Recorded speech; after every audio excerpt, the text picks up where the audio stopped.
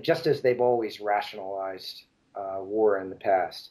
So I hope people don't fool themselves into thinking that that will happen. Let me just make one more point. We're talking Hmm. about machines and artificial intelligence. Yeah. There's also another research area related to the singularity. A lot of the work being done on what I call neural coding, which is trying to understand how the Yeah. brain works. If you think of the brain as a kind of computer, it's trying to understand the machine code of the brain. A lot of that work is being supported by the Pentagon. By DARPA too. I find that very worrisome. I know that there are people in DARPA who are interested in creating super soldiers, bionic soldiers who are cognitively enhanced by having brain implants and so forth. Again, I think that is a very, very bad idea. It's just going to continue the arms race, taken in directions that are very unpredictable and will lead to more instability. So again, I hope people out there who might be working on those sorts of things think very long and hard before they get involved in that sort of stuff. Well, whether it's a good or a bad idea, I'm going to push that issue aside for the moment. But the point of the matter is that those technologies are being worked on, they're being funded, they're being researched, and they're being tested. So if I'm to take a variant of Nick Bostrom's argument, the research in the field of artificial intelligence, for good or for bad, whether for military purposes or for civilian purposes, is unlikely to be halted. Mm-hmm. It's most likely going to continue, and most likely the machines are going to be smarter and better as they come out of the production line. So isn't that all add up to a singularity in the end then? If you accept with me those steps and those concerns, which are all legitimate concerns, but whether for good or for bad, doesn't that all add up to a singularity, whether it's going to be the end of us or not? Again, it depends what you mean by the singularity. I think crazy shit's going to happen in the future. I certainly think that's the case, but it might be really good stuff. It might be things like the end of the Soviet Union, which nobody saw coming. I mean, Google is amazing. I dig Google. I love Google. Yeah. Some of these technologies I find fascinating. I do think that there's some interesting stuff happening in artificial intelligence uh, that is plugged into the internet.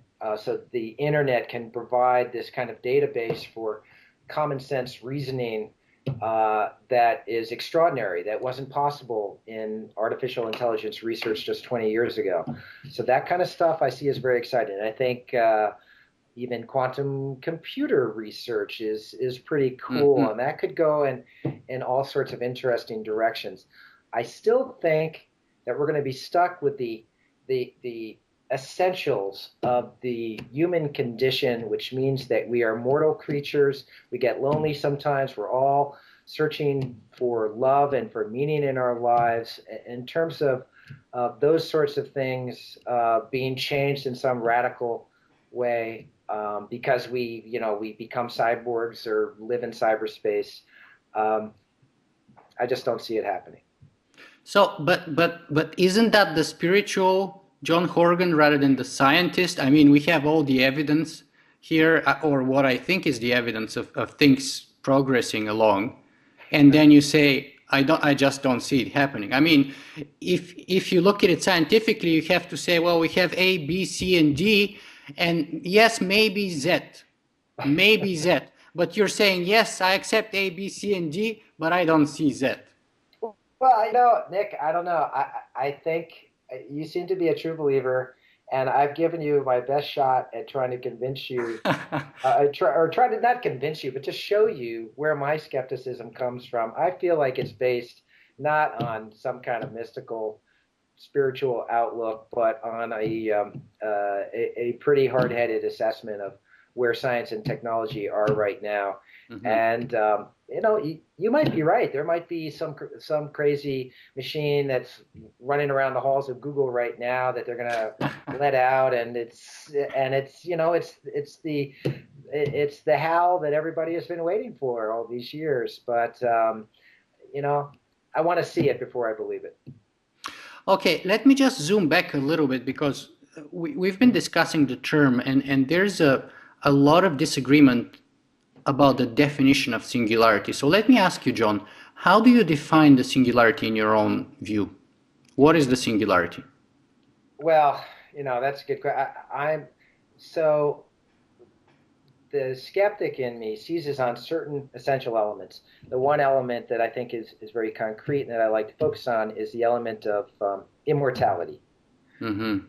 And the thing is that immortality can be realized in lots of different ways. Obviously, you can have immortality of our flesh and blood cells by, let's say, some genetic engineering. You can have immortality of ourselves if we're digitized and embodied in computers and that sort of thing, or maybe we have all our body parts replaced, as you were saying.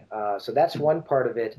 But then there is the superintelligence part.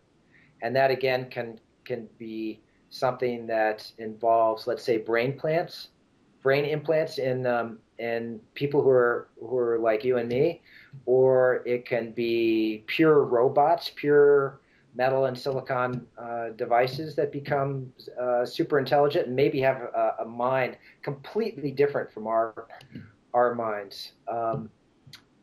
Or a genetically engineered human. So there are all sorts of different versions of that, but the idea is not just advances, tweaks in our intelligence in the same way that we've had slight advances in life expectancy, but, like tenfold intelligence increases where you really have a completely new life form with extraordinary capacities. And maybe you get this positive feedback effect going where that super intelligent creature can create even more intelligent offspring.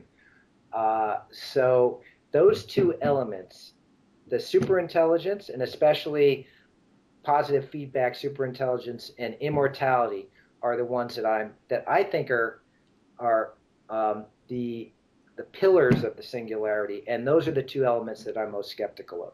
Mm-hmm.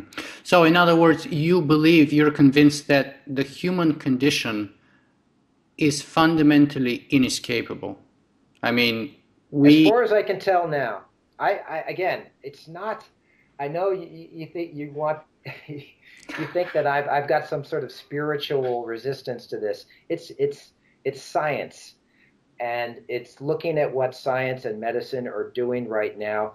If it is really possible for me to live to be 500 years old, I will be all over that. I'll be first to sign up. I'm not going to be denouncing it as a horrible thing. There are people who have ethical objections to the singularity.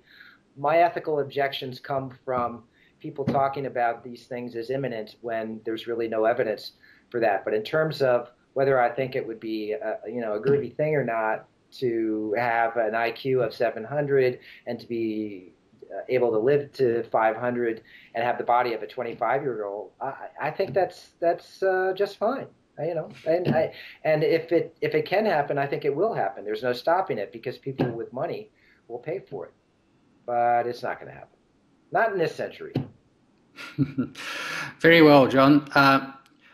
Let me ask you my last two questions. The first one would be, if there's one message that you would like to get across to our viewers and listeners today at Singularity Weblog, what would you like it to be?